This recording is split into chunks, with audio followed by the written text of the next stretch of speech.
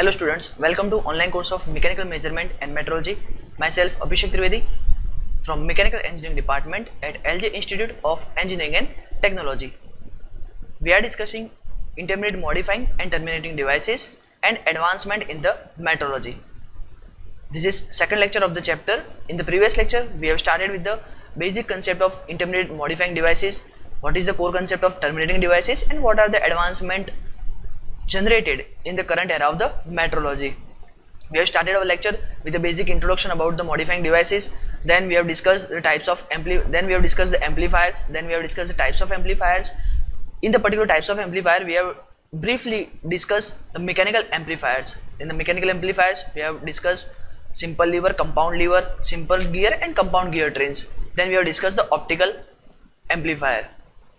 Today, we are going to start with the inherent problems which are generated in the mechanical intermediate modifying devices and how the electrical or we can say electronics devices are more dominating in the era of modifying and terminating devices as compared to the mechanical devices.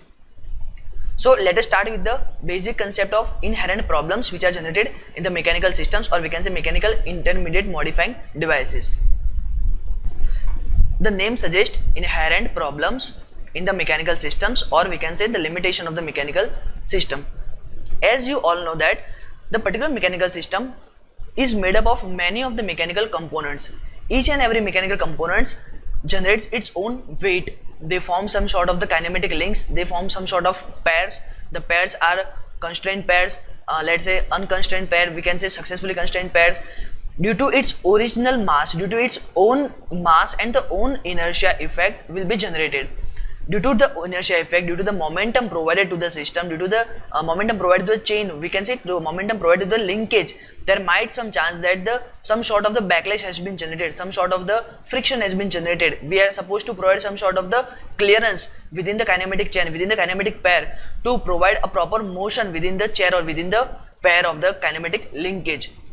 So if we are going to provide some sort of the clearance within the system, then it will directly affect the efficiency of the system, because once you are providing some sort of the clearance, it means you are supposed to provide some sort of the gap between the linkage, and once the gap has been provided within the linkage, then it will directly affect the basic efficiency, basic magnification efficiency, basic gain of the magnification system of the mechanical system. So these are the basic inherent problems which are generated within the mechanical system. We can say that in the general, the primary detector or the transducers which transduce the input signal into the mechanical displacement form, and the intermediate analogous signal is fed to the secondary transducers, and that gets converted into the electrical form. What does it says that? Suppose we have the two different transducers, let's say T1 and T2. So whatever the displacement of the mechanical system has been generated will be detected by the primary transducers, and it will be get converted and it will transfer to the secondary transducers, and the secondary transducer will convert it to the electrical form. The electrical form which is required for the basic circuit is getting converted by the secondary transducers. But if the signal from the primary transducer to secondary transducers are fed into the mechanical intermediate elements, then some sort of the problems has been generated. We are going to discuss each and every problems, but what does it says that once we are transferring the signal from the primary to secondary, or we can say from the mechanical system to the primary, primary to the secondary, and secondary to the electrical system, then in the preceding stages there might some chance that due to the mechanical intermediate elements, due to the mechanical elements, due to the mechanical components, there might some chance that some sort of the problems will be generated. The problems like kinematic linearity problem. The very first problem is kinematic linearity problem. It says that if the mechanical linkage has been generated and if the link has to be maintained in a linear direction, then due to its own weight there might some chance to generate some sort of the sagging, some sort of the hogging, and due to this particular sagging and hogging effect, due to its own inertia, due to its own mass, it will generate some sort of the problem for the transmission of the signal from the primary to the secondary one. The second one, that is the mechanical amplification problem. as we all know that for the amplification factor we are supposed to use some sort of the amplifiers like gear, like compound gears, levers, simple levers, compound levers, and so on. But all the levers, all the gears, or we can say any of the mechanical element which generates some sort of the amplification contains its own mass. Suppose in the particular case of the lever, if this much amount of the load is to be lifted, and this is the basic concept of the lever, then if I have to lift the particular load, or if I have to push the particular load, I will suppose to provide some sort of the effort over here. The effort will combination of the load which is to be lifted plus the dead weight of lever itself, because lever contains its own dead weight, and as the load, or we can say as the effort increases, the capability of the lever should be increased, and due to the increment of the capability of the lever must be getting weighted, and its dead weight will also affect the amplification factors. Then third one, that is the reflected frictional amplification problem. Due to its own inertia, due to its own momentum, there might some chance that the particular whatever the load has been provided, it will reflect in terms of frictional resistance. Once suppose two gears are moving in the particular direction, one is a driver and second is a driven. If the system is moved in a frictionless method, then it is okay, but there might some chance that the frictional resistance will be generated within the system due to its mechanical attachment. Then reflected inertia amplification problem. As I have told you that due to its own mass, some sort of the inertia effect will be generated, and if the inertia effect will be generated, it will also reflect in the main amplification problem. As I have told you that in the particular case of the lever, due to the self weight of the lever, it will generate some sort of the drawback in the amplification. It will generate some sort of the less amount of the gain in the amplification. The magnification generated by the lever will be slightly reduces due to the inertia effect of the amplification problem. Amplification of backlash and the elastic deformation problem.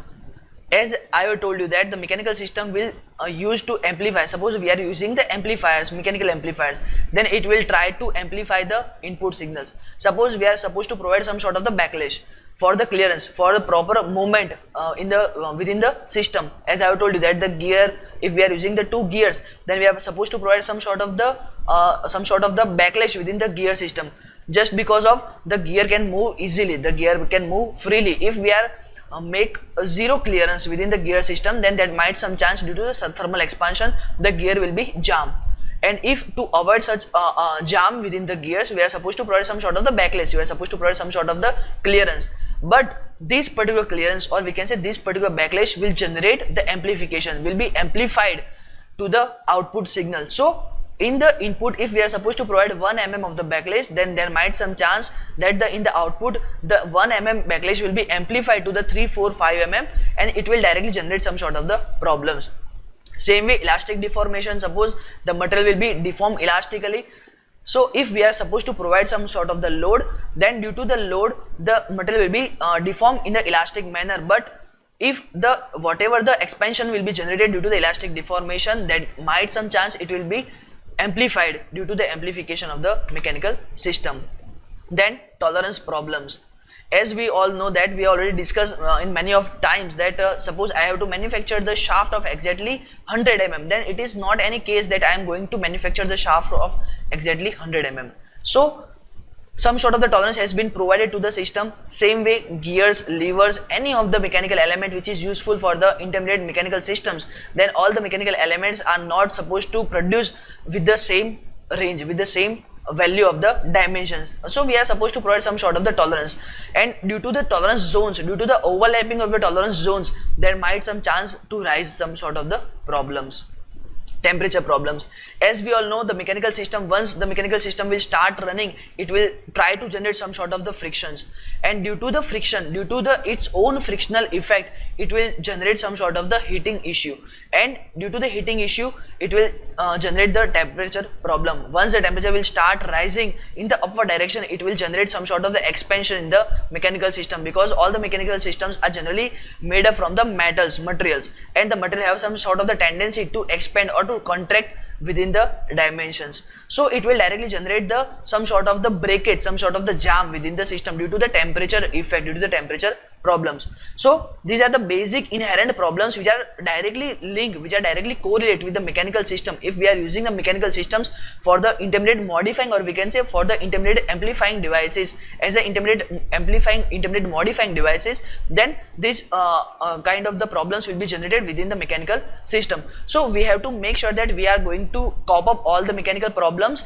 or we are trying to eliminate all these particular problems. Though we cannot eliminate all such problems, but we are supposed to try to eliminate at least 3 to 4 problems, and remaining problem will be cope up by some sort of the arrangement has been provided. Like we are supposed to provide some sort of the oil, we are supposed to provide some sort of the lubrication to avoid some frictional inertia resistance and all that, and we are supposed to try to eliminate or cope up the inherent problems. Due to these particular inherent problems which are generated in the mechanical systems, we are moving to the electrical or electronic signal conditioning devices. In the mechanical systems, as we know that the systems are very bulky and heavy itself, and it also has a poor transient response characteristics due to its friction and the inertia. Suppose a gear has been manufactured, the gear itself is weighted, let's say 10 kg. So it is required to rotate the gear, we are supposed to provide some sort of the force, we are supposed to provide some sort of the torque which can overcome the value of 10 kg, then and then the gear will start rotating. So due to its own mass, due to its own friction, let's say we are supposed to provide the second gear over and no lubrication has been provided, no lubrication is there. So we can say that if we are not supposed to provide any sort of the lubrication, then there might some chance of heavy friction, and due to this heavy friction, due to this heavy weight, the gear, we can say the system will provide some sort of the poor resistance, poor response to the input signals, and due to this poor response characteristics, we are supposed to avoid the mechanical system for the fast responsive method. If we are supposed to use a fast responsive system, if we are supposed to develop the fast responsive system, then we are trying to eliminate, or we are trying to avoid the mechanical systems. We can use pneumatic and hydraulic systems, but they are useful for the slow response control applications only. Though pneumatic system are a comparatively fast responsive system, but hydraulic is some sort of the slow responsive system for the particular applications. So pneumatic and hydraulic are useful as a basic conditioning device, or we can say as a basic intermediate modifying devices, but for the slow response control applications only. To overcome these particular limitations, we are preferring the electrical and electronic intermediate modifying and terminating devices. They are preferable because the inertia and the mass effect, the mass inertia and the friction effects are very negligible, because in the electrical electronic signals, in the electrical electronic devices, we are not supposed to use any kind of moving member, we are not supposed to use any kind of member having some sort of the mass. So we can say that we can eliminate, or we can neglify the inertia and the frictional effect. The amplification is very easy and realized. Because of the electrical signals, we can use some sort of the electrical amplifiers, and they can amplify the signals very easily. It provides the output power with the magnitude. So we can measure the output power within the particular range of the micrometer, we can within the particular range of the voltmeter and all that, we can measure the output power. It is easy to record by the computer. It is very easy to record by the computer. Whatever the output has been generated, we can record all the output within the computer setup. If we are attaching the particular circuit, if we are attaching the particular circuitry to the computer system, then we can measure the change within the system by each and every fraction of time, as well as we can record the data within the time. So this is the basic requirement of the electrical and electronic circuitry. Now the next is a input circuitry. As the name suggests, input circuitry, the most of the secondary transducers, do remember this, the most of the secondary transducers provide the output in the form of change in the voltage, we can say change in the resistance, change in the capacitance, change in the inductance, and all these quantities are being measured with help of the various circuits. Whatever the circuit which is useful for measurement of such changes which are generated in the output form from the secondary transducers, the circuits are known as input circuitries. The following types of input circuitries are useful as a signal conditioning devices of the electrical transducers. The first and the very basic circuit for the measurement are the simple current sensitive circuit. Do remember, you have to just remember the names of the circuit. You are not supposed to being used to with the all circuit, or are not supposed to remember all the diagrams of the circuit and all that. You are supposed to remember only the names of the circuit. The second one, that is the ballast circuit, then bridge circuit, voltage balancing potentiometer circuit, then voltage dividing circuit, and resonant circuits. These all circuits are useful for the measurement of such quantities like change in the voltage, change in the resistance, capacitance, inductance. All these changes will be generated. Those all changes can be measured within the use of these particular circuits, and all these change are coming as the output from the secondary transducers. And as I have already told you that the whatever the mechanical system will generate some sort of the signals, the signal can be sensed or detected by the primary transducers, and the primary transducer will transfer the signals to the secondary one, and the secondary one will transfer the data to the main output systems in the electrical format. So whatever the output will be generated from the secondary transducers in the electrical format, electrical texture, for the recording, for the measuring the data, all these particular change will be generated in terms of the voltage, resistance, capacitance, and inductance, and all these parameters can be measured with using the different circuits. The circuits are listed over the screens. So here we are winding our lecture.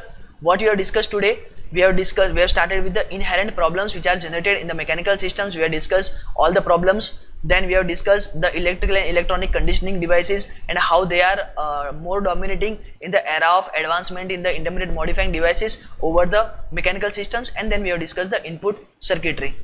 From next lecture, we are starting with the different amplifiers and the different instruments which are useful for collection of the data and for representation of the data.